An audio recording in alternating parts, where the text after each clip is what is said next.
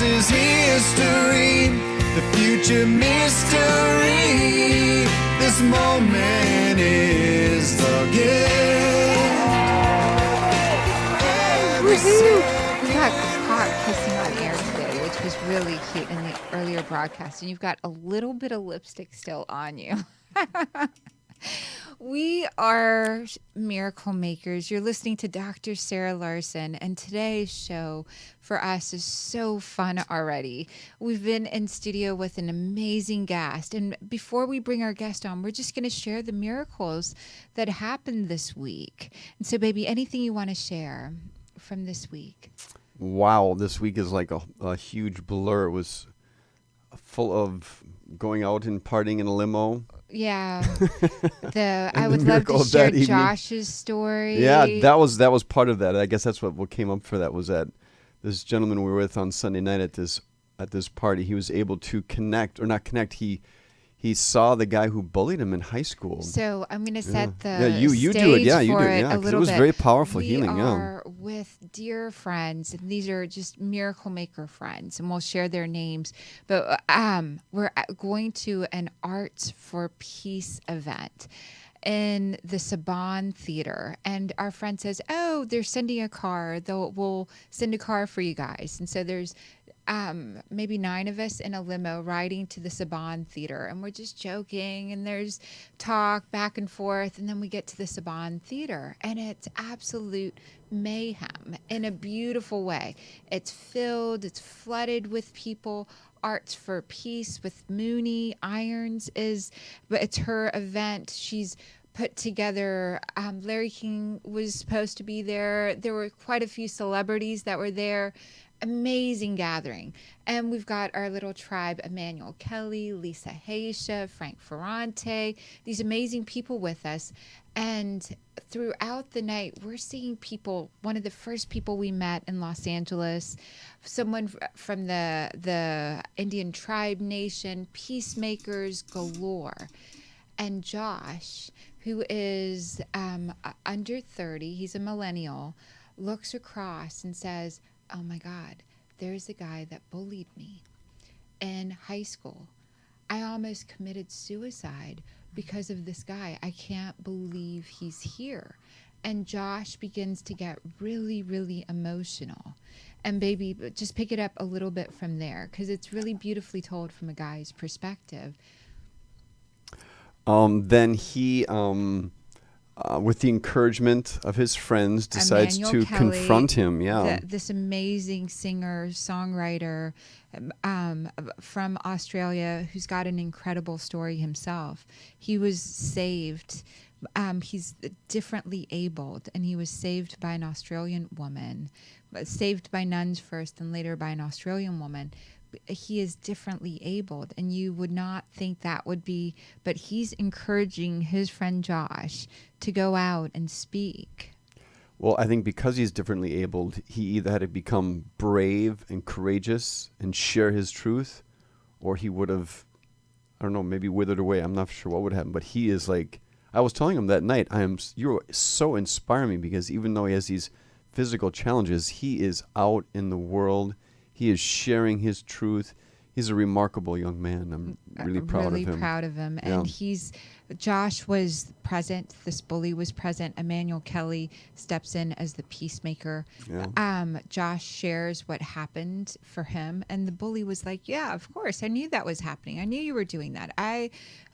Look at you. Of course, this is why I would picked on you." Like all of these really harsh things still. And Josh said, "Let's bury the past. I'm willing, whatever you think, it doesn't matter. I'm burying the past. I'm sticking my hand out." And he shook hands with this bully at this Arts for Peace event. And that's how peace is made. Josh wasn't waiting for his friend, the bully, I'm calling him friend, because part of the way that he responded, who Josh became in life, amazing, talented, really going after and helping the artists that he works with. His job, his career came about from a little bit from having this bully, making sure no one would bully his artists. that he works with. And Emmanuel Kelly is one of the artists working with him. Amazing story, amazing journey. And to have witnessed peace made right there. And it took one person and a yes from a friend around Josh, Emmanuel Kelly, encouraging him and saying, forgive him not for him, forgive him for yourself. Yeah. Bury the past. You're not defined by what happened. And so, we've had an extraordinary week. One of the things besides the Arts for Peace event that we got. Before we move on, I just want, and afterwards, I don't know how the guy who was the bully felt, but Josh was like liberated. 20 years of this hanging on him, and he felt liberated. We were celebrating with him. Yeah, and who knows what happened to the bully, if he's even thinking about it nowadays, or if he's moved, or whatever. Right. But Josh liberated himself. And at that moment, Josh stuck his hand out at the end of their conversation. He said, I'd like to make peace, or whatever. I forget what he said. And the bully was like, he didn't know what to do. And Emmanuel Kelly was like, hey, brother, we're at a peace event. Yes. Let's make peace. So the guy shook Josh's hand, and they were able to, Josh was able to complete that for himself and liberate himself. And miracle makers, if you want to be in that miracle vibration, you have to liberate yourself from the past. Yes. Yeah. And it was so beautiful because I had my own liberation from the past on a completely different subject, a completely different area. For me, I had a personal growth moment that I'm so excited to share. And it's a little bit hard for me to share because I shine away from highlighting all the things that I do in the world. I'm like, oh, I'm doing this, and I'm doing that. And I do it for myself as much as, and so in my main email account, an award came in. It was American Riviera Woman Entrepreneur of the Year Award. And it had urgent, important. My director of operations sent it to me, urgent, important. You've got to look at this. You've got to do something about this. And there was a deadline. The producers of the thing called me a couple of times, and I didn't have words or language or reasons why I wasn't sharing this with my husband, and I didn't share it with my friends. I didn't tell anybody about this American. The last couple of days, I started getting emotional and reactive, and I started tuning into, oh my gosh, what's happening for me? And I, in meditation and in my prayers and in my awareness, came up, oh, here's this huge award. I didn't know it at the time, but the producer called and said, by the way, Oprah's won this award, and Gina Davis accepted this award. And we're chasing you down to try and accept this award. And so I reluctantly said, I will accept. And the reluctancy part is an inner part around, I have parents that are amazing and they're so busy. And I have siblings, and I thought I'm going to share this with them, and my parents aren't going to be able to come, or they're going to say no to coming, or there's going to be something more important. This is before I knew it was Gina Davis and Oprah Winfrey, and I didn't know, I played out the conversation in my head from the little, small, wounded, not bright light me, from this wounded space. And so I imagined sort of the wounded responses that would come in. And it's an amazing thing that the American Riviera Women's Economic Entrepreneur of the Year Award still came and still said, when I said yes, and then I was stuck in traffic yesterday, and I'm like, I'm going to call my parents. I'm stuck in traffic. I tell my clients to do something they're afraid of doing every day. And I called my parents, and their first response was so sweet. It was just so yes, of course. This is incredible. We're coming. I didn't want to be a burden on my parents. I didn't want to be a burden on making them come. They were so excited, but the wounded me wasn't really fully accepting of all that was possible, and I was reacting. I was having emotions with my kids and my husband, and I didn't have language until I sat down and meditated. What's going on here? When I said yes, it's so funny. Then I immediately shared it with a friend. I shared it with Lisa Heishi, and I'm like, Lisa, oh, I won this award. Do you want to come with me to when I go up there? And she's like, of course, I want to come. So I pick up the phone and I'm like, Lisa's amazing. I called the producer and I'm like, you got to give the award not to me. You got to give it to Lisa. Lisa's got the Legacy Gala. She helps. She does this. She does that. She does. So I'm like trying to convince them, even though I've accepted. I'm trying to convince them to give it to Lisa. And they're like, darling, we'll take, we love Lisa. We'll take a look. It's possible that we can, we wanted her for the award as well. We weren't sure she was available. So we'll take a look. So I have no idea if Lisa, but I immediately tried to give it away. I immediately tried to push it away. And Marianne Williamson's word, it's our light that we most fear, not our darkness. And a Pakistani-born woman left for dead. That's who I was. This really horrific, when you express yourself, when you share yourself, all of these hurts can come in. I could have been hurt by my parents, and I grew bigger than the possibility of being hurt, because now I get to spend this time with my parents. With Lisa's coming, and last night after I heard all of this news, I shared it with one of my clients. My client's like, oh, I want to come. This is so great. I can't believe that. Of course you won this. Of course. And she's excited. And so I'm so, so grateful to the American Riviera Women's Entrepreneurial Year of the, this award for making me grow. Gina Davis has won this. Oprah's accepted this award. Ricky Byers, Beckwith, Barbara DeAngelis, just to name a few people. And oh my gosh, in my mind, it's like little old Sarah. Like Sarah's. It's amazing to me, and it's my expansion of myself, and I'm so grateful. And that's my coming out on air saying, whatever you're afraid of, it's probably connected more to your light, to your greatness. Tying this back to Josh's story, Josh didn't kill himself, even though the bully was bullying him.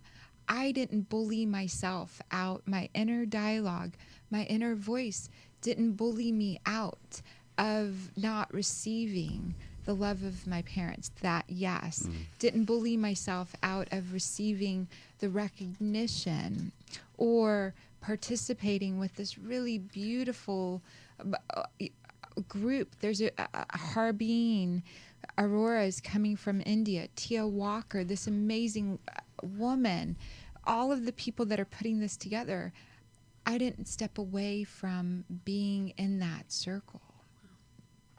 So, miracle makers, please have the courage to step into possibly being hurt by asking for what you want, for really stretching yourself, growing larger than the hurt that is in there, growing larger than the wounds, and connecting with your essence. That's a lot of words. So that's a lot of energy, and that's a lot. I'm sharing sort of the behind the scenes transparency, so you won't talk yourself out of this miraculous life that you have available to you. So, baby, this is where you take it for a little bit while I breathe and share your thoughts. Well, I just want to acknowledge you for your courage and your bravery and your, you've been on a truly a journey that it's hard for me to relate with, because I come from such a different experience, being a guy for one, and then and being tall and strong and just never feeling threatened all my life, and never, the few times there was like a bully situation was taken care of. It was just like over immediately because I've just come from a different experience. And so for me, being brave and courageous is different because you've shared your story and how, because you feel you're petite and small and you're the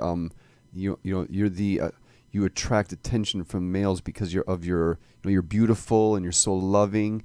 I just can't imagine the courage and the strength and the sheer grit of just going through all you did, and then all that journey you've been on that has led you to this moment where now you're able to, from a very brave and courageous and powerful place, share that to inspire others that I've been in this place, and because I've persevered and I've kept walking, I've kept taking steps forward and kept healing and kept loving, I'm able now to be in this place to receive this award and be acknowledged in that way and to give back and inspire.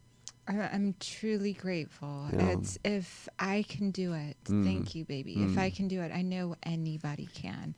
I truly, truly know that is possible for anyone in any country. Thank you, baby. And breathing in and sharing this moment with you, Miracle Makers. We have in studio someone who has broken the mold over and over again. She had the courage to talk about and share all of the different things that no one else talked about. Today, people talk about angels. They talk about all of the ways that you can connect to the other side. But the woman that we have in studio, Char Margolis, has been communicating heaven, heavenly creatures, those on the other side, the unseen world, to the seen world. She's been communicating it with Larry King on shows like The Doctors. With Kelly, she shared what Kelly and Regis on their show. She is an incredible psychic intuitive and has amazed TV hosts, including Dr. Phil. Millions of viewers have been witness to her uncanny ability to make the contracts and make contact with the departed spirits fully come into the room, into conversation, to heal the past and to really connect with the messages that are on the other side. And she's in studio. I can't believe you're here. I am so honored to be here with both of you. I've met a lot of people along the way. I've been doing this for over 4 decades.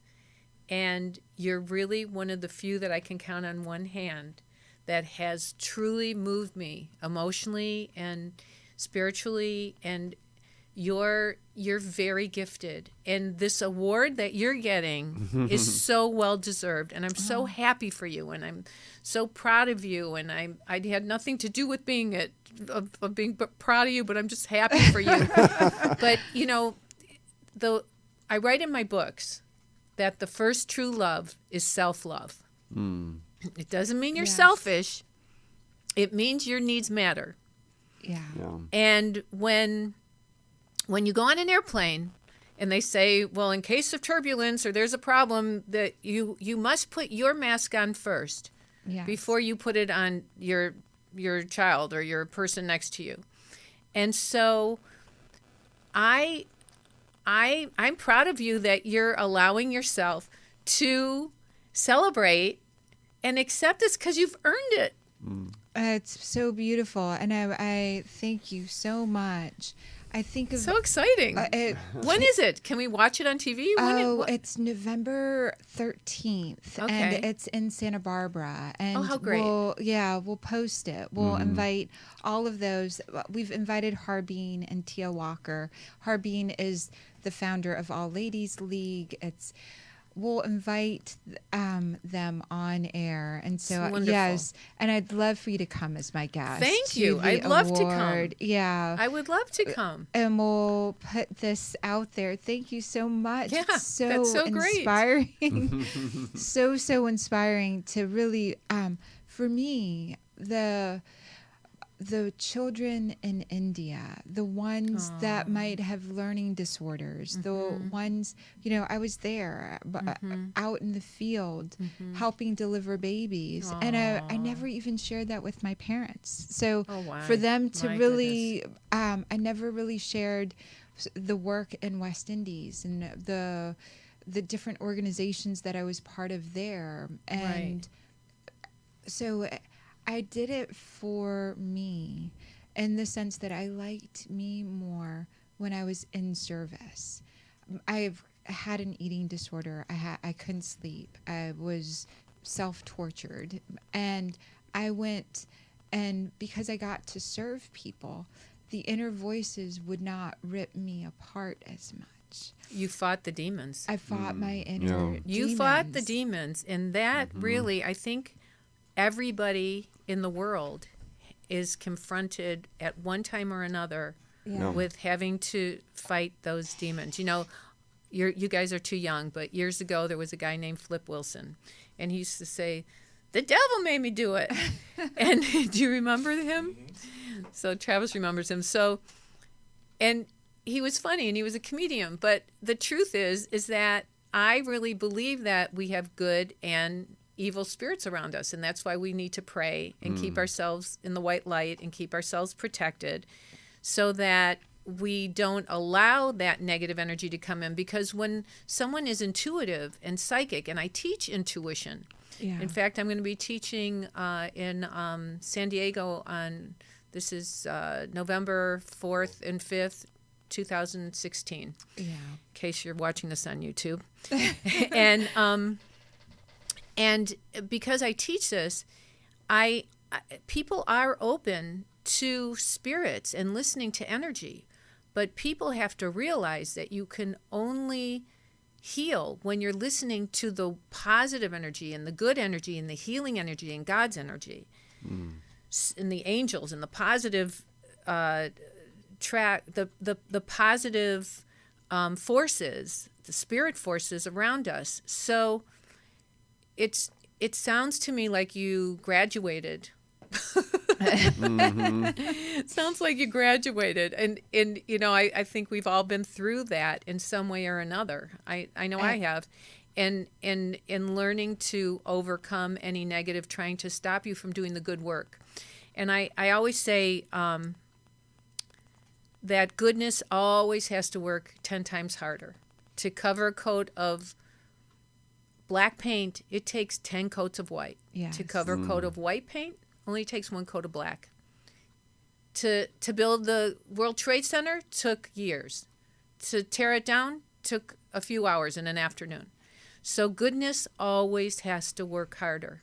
It's just the way it is. And for you to have accomplished so much, and you're so humble about this. You're so sweet, really. You're so dear, and but I can tell that you've really worked hard, and I'm grateful. I think when it's really, and just like you had to work just as hard, and I'm so grateful to receive that. I have worked hard. I never. Even though when I went to med school in India, it was partly my parents' dream to have their kids as educated as possible. And it was really hard to be Pakistani born in India. It's sort of the energy, especially then, is like Palestine and Israel, sort of that energy at its highest. And I was scared a lot of the times. I was frightened. But I held the vision of India that my grandparents and they saw it as one space. Right. They didn't see the differences. They saw some outside forces had come in and separated the massive subcontinent, India, into different parts and showed the people that they were different from each other more than they were alike. And the people of India, the people of Pakistan, Nepal, Bangladesh, and even further regions accepted that. The Persians accepted they were different from the others, and created that way of separating who we actually belong to. And so I held the vision in school. And when I first got to med school, you know, I had a teacher spit on me because I was Pakistani. What? And this so was, rude. it was really, but before I left, I had letters of recommendation from them, and one of which, and I don't remember if it was, because I don't remember which teacher it was, because I just moved there. I'd just been part of this. And the people that run the school, Kastuba Medical College, are the Pies. They invited me into their home, and they were so glad I was there. And they were Indian, but they really represented, thank you so much. They really represented for the Indian people, to me, love for what was possible by me being there. One of the teachers wrote, if I ever had a doctor, I'd want it to be you. Something to Wow. that effect. That's a great compliment. If I'm ever not well, I want you to be my doctor, is what I think they wrote, quoting them. So it is baby steps that led you into being able to share what you saw from the other side. And so take us back a little bit. So what that was like. I'm from Detroit, the suburb of Detroit, Michigan, and I was married when I was very young. I was like 21, and the marriage wasn't going great, and I met some people who were involved in spiritual work. But these were people who really were into spiritualist churches and spirit communication. And literally I got obsessed with trying to learn about this. There was something very familiar about it, because I was afraid to be alone at night when I fell asleep. And when I was 8 years old, there was a spirit at the foot of my bed. And our house had been broken into 2 weeks before that. And this man at the foot of my bed, who was in rags, like you could see through him, he took this pouch and he took these lights and he went like this. And all these gold lights landed on me. And as they landed on me, they evaporated. And I was scared to death, and I was pinching myself, giving myself black and blue marks, putting the blankets over my head. And the next morning I was 8 years old. I said, Mommy, the burglars were here again last night. And she goes, no, honey, that wasn't them. That was the Sandman. I went, because I told her that there were these lights on me. Yeah. I said, there's a Sandman? She goes, yeah, and he was probably taking care of you and protecting you. I said, really? And my mother was so wise and so good. Both my parents were like amazing. God bless them. And so I had to have someone stand in the room with me till I fell asleep at night. My sisters, my parents, and I had to have a light on, because I didn't understand what I was feeling. But what I was feeling were spirits. And really, one of the reasons I think I got involved with these people is to learn to understand, there really is a spirit world. Like, I didn't even know that there was a spirit world, and to conquer my fears. And so, just as you were talking about conquering your fear of success, I was trying to conquer the fear of somebody's looking at me. I would, in bright daylight, I would pull the shades down in a room and close the doors in the room and stay in the corner and watch TV, because I felt somebody looking at me. I thought somebody was outside looking at me.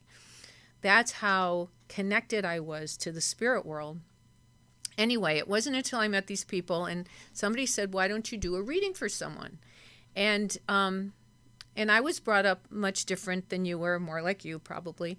And I was always very confident, even when I should not have been. I was always confident. And I guess because of my parents and my sisters and everybody supporting me. And I read for this woman, and I started telling her things that I couldn't know about. And I was hearing names and situations about her life, and in a situation she was in, having a problem, and I was telling her how to fix it and whatever. And I had an epiphany at that moment.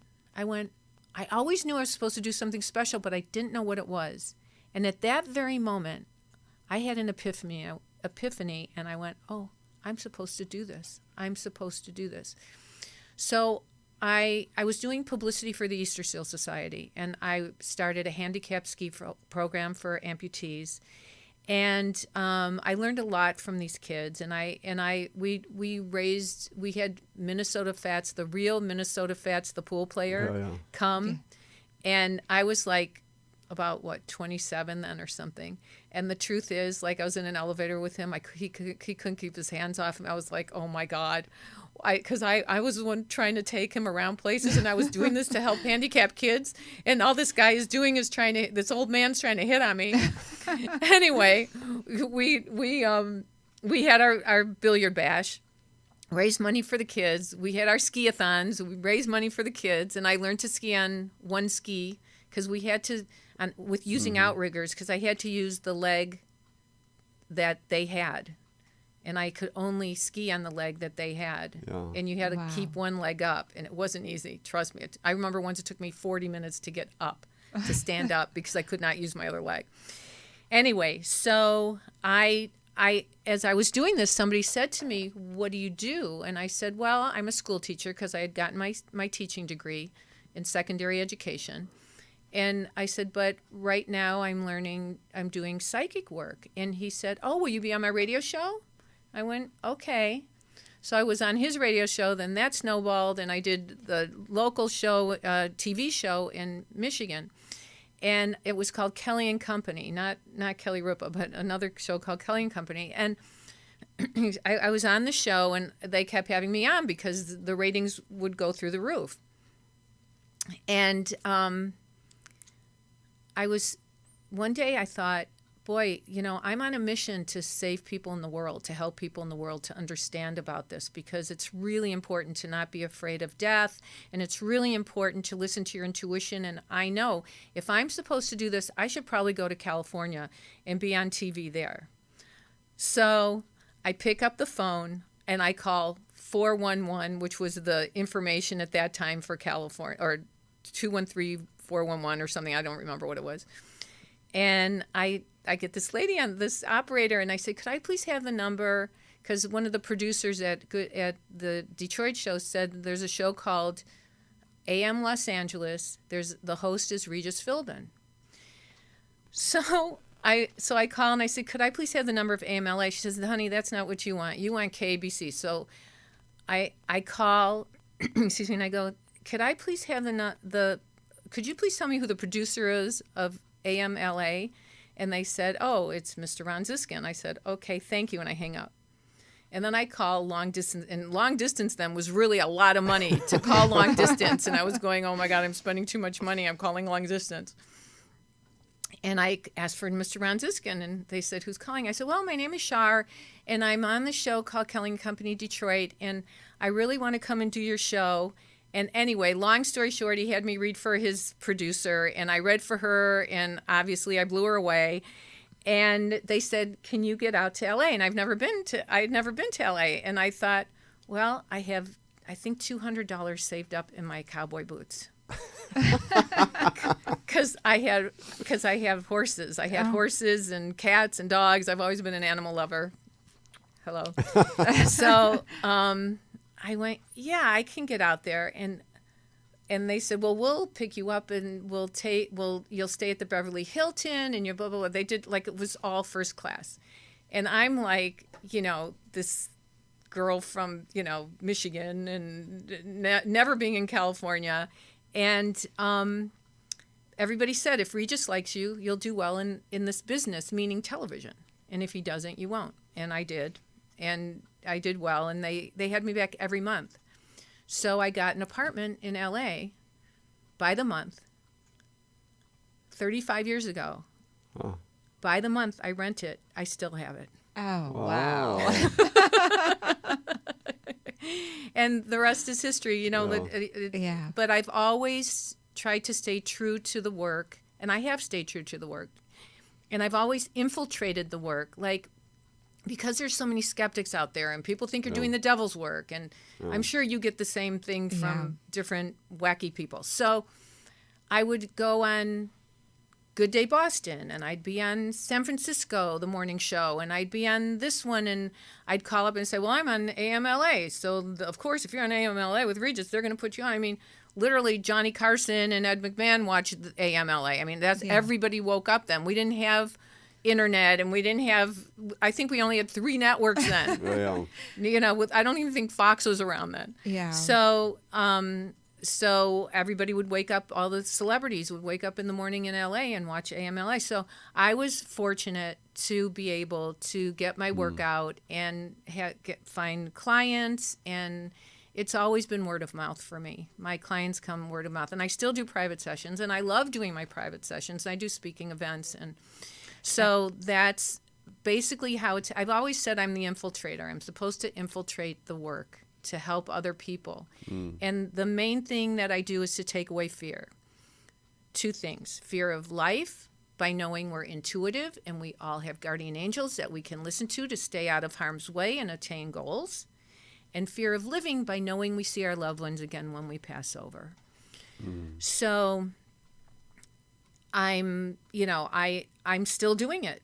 I feel like I'm still this 35, 40 some years ago, the same girl doing this, just with more wrinkles. And it's amazing because you've written a book as well, Questions from Earth, Answers from Heaven, psychic intuitive discussion of life, death, and what awaits us beyond. Yeah. And now you also teach others how to do this as well. I think it's the most important thing I do, besides helping connect people with their loved ones in the spirit world, because you know, how many times in your life did you want something? Maybe it was a business deal, maybe it was a romance, whatever it was, or a friendship, and your gut said, don't do it. But you started talking to the person, and you had a connection, and you had a chemistry, and whatever. And so you didn't listen to that little voice, and you did it anyway, and you suffered the consequences. Well, we've all done that, and we've all done that several times, I'm sure. And so that was your first psychic experience. You want to remember that, because that's the next time that happens, because when you're being guided, it's a subtle thought. Yes. It's not like a big booming voice, come to Mount Sinai. It's like this subtle thought while you're busy doing the dishes, or you're busy just doing nothing, and a thought comes in your head, and you go, oh, okay, now, but the other thing is to be brave enough to act upon it, right? Yes. Like, which your story is so clear. You called someone in California and took action. Then you said yes to the invitation. I'm still doing that. I'm still opening doors for whoever will listen. Which is incredible. But it, you know what? I do this because I love it, and I really am on a mission to heal. But I also do it so that when I end up in the spirit world, I'm in a good neighborhood. And I mean that. You know, because I believe in karma. Yeah. You know, and good sharma, as we call it. Yes. Good sharma, which is I am so interested, and I'm sure the audience, our miracle makers, and all of those that are listening are interested in your perspective. You're hearing 2 people that really connect with the other side. What's amazing is what you shared there. I know our oneness. And part of the reason I do this is that oneness, our understanding of the good location on that oneness spectrum is how I would label that. I'd love, what's your perspective as you're hearing Char, as you're hearing 2 vastly different worlds, but what she's sharing, you've heard me say at some level, what this is so important for each person to be able to hear their subtle voice, for them to hear that intuitive guide that lives inside them. That's why you teach. That's part of why you come out and you make the bravery, the courage from your heart. You share with that person that may never have heard a psychic before. You share it and you say it. I So- try. yeah. I do really feel like I'm supposed to infiltrate this even now till probably the day I, yeah, get to the other side. it's so beautiful. The other thing, thank you. The other thing that I feel that's really important is I've worked with terminal cancer patients, terminal ALS patients. There's somebody right Yeah. now that I'm going to be working with. And I don't know if you know about ALS, but it's a horrid disease. Yeah. Your mind is as sharp as a tack, and you lose all bodily function, and you can't speak, and it's Everyone has to take care of you, including Horrible. swallowing for you. Horrible. Or it's horrible. And I've been blessed to be able to work. In fact, my sister, Dr. Alicia Tisdale, is a psychologist, and she and I work on cases together. And I remember she had one of her patients ask if I would come and talk to her husband who had ALS, and I went to their home. And he was a skeptic, total skeptic, didn't believe in any of this and whatever. And I ended up reading for him and telling him about his dad and certain things, specific things that there's no way I could have known about. And it made him more peaceful for his passing. Yeah. If we knew that this was just a vehicle or a vessel that is carrying our spirit, this body, this life, we're co-creating with those around us is a vessel, and that we don't disappear. We don't stop existing once we're done with the vessel. This car, this body, I'm so interested because I'd love to have the male perspective, your perspective, especially for what our miracle makers are thinking now. Yeah, I don't. What's coming to me is that both of you seem like just normal people, Pretty normal.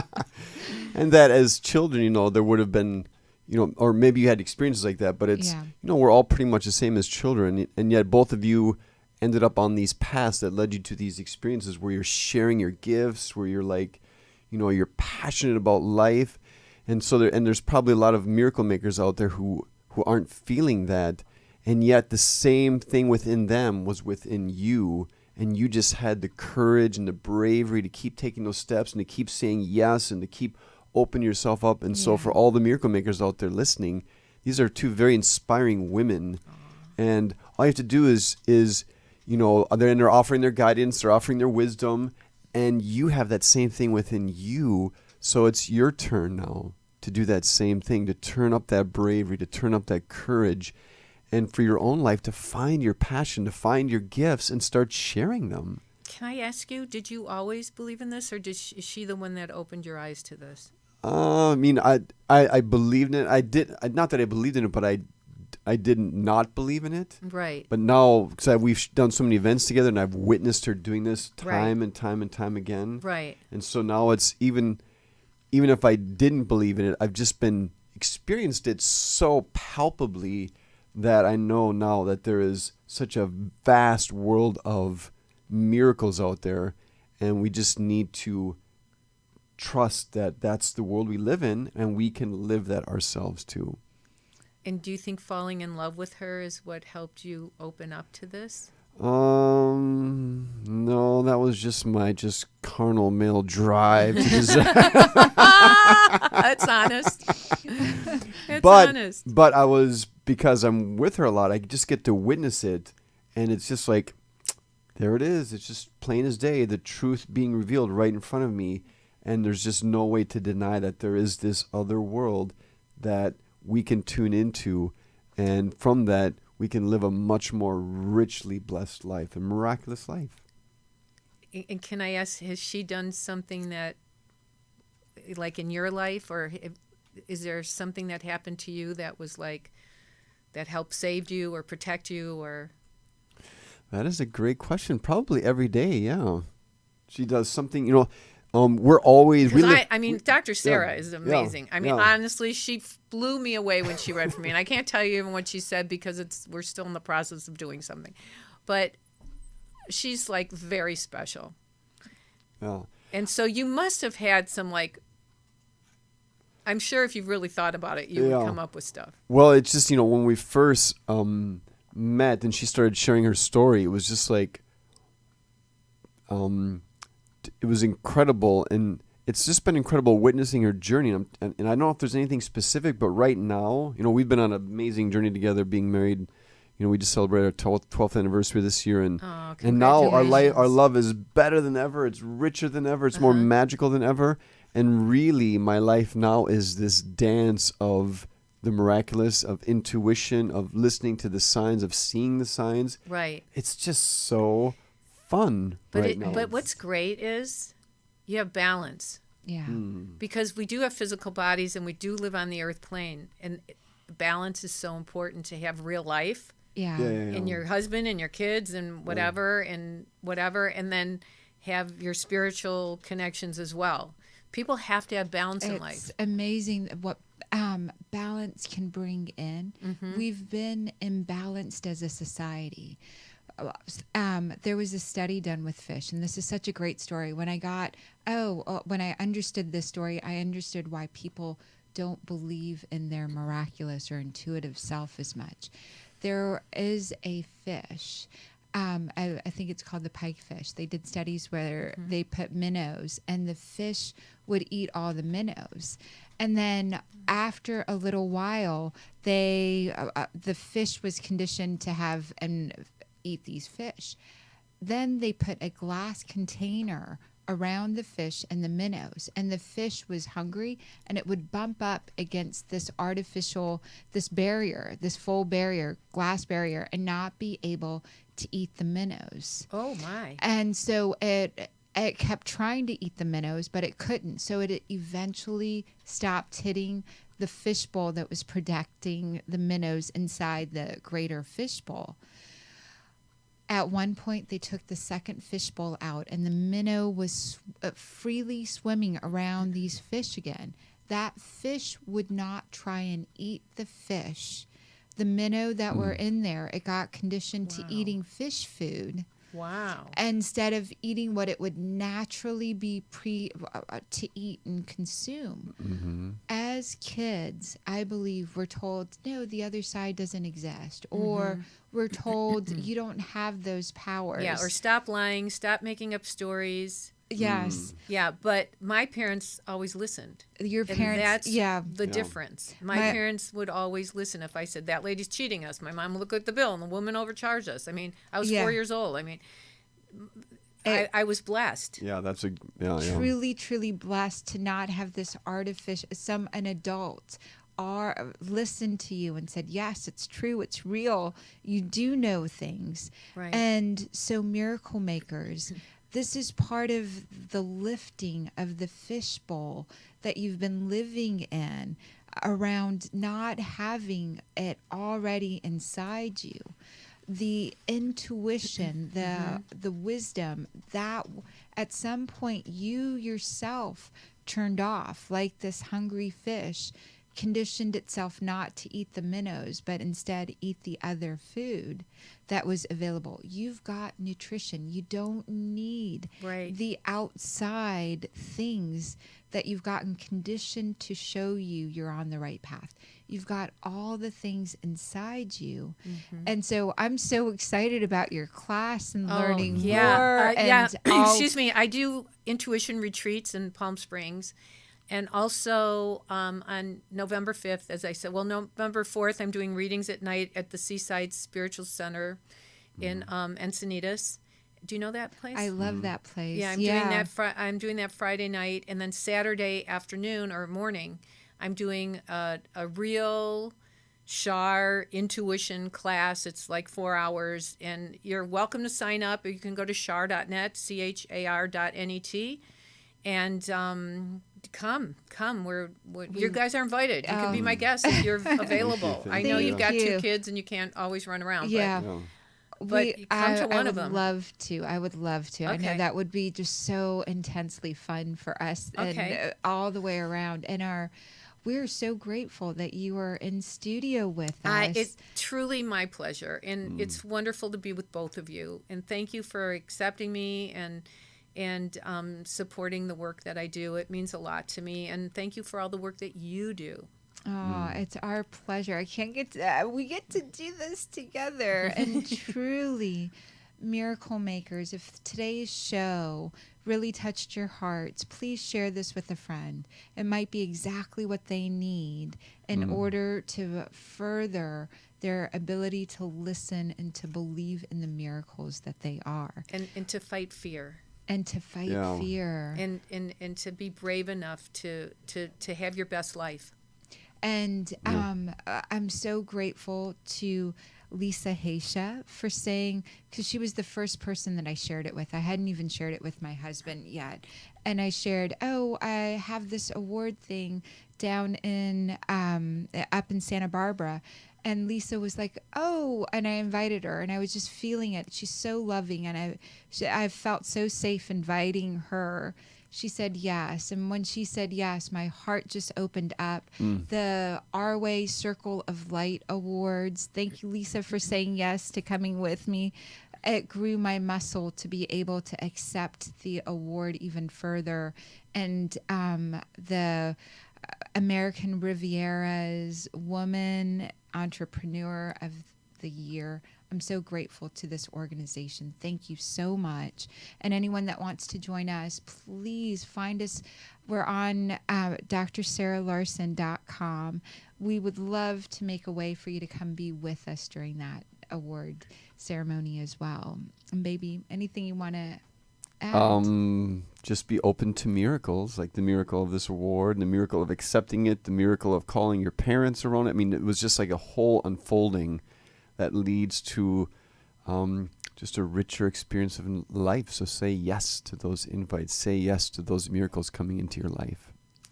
Thank you so Cheers. much. Thank you so much for inviting me and letting me spend time with you guys. We You're so Really. welcome, love Char. you. We I love you appreciate too. you. Thank you. And Thank you so much. You're so welcome, Miracle Makers. We love you. We'll be back on next week. Live readings at 11. We'd love for you to participate. This is a gift from UBN, Dr. Sarah Larsen, and all of those here. Thank you so much. Thank you so much. Past is history, the future mystery. This moment is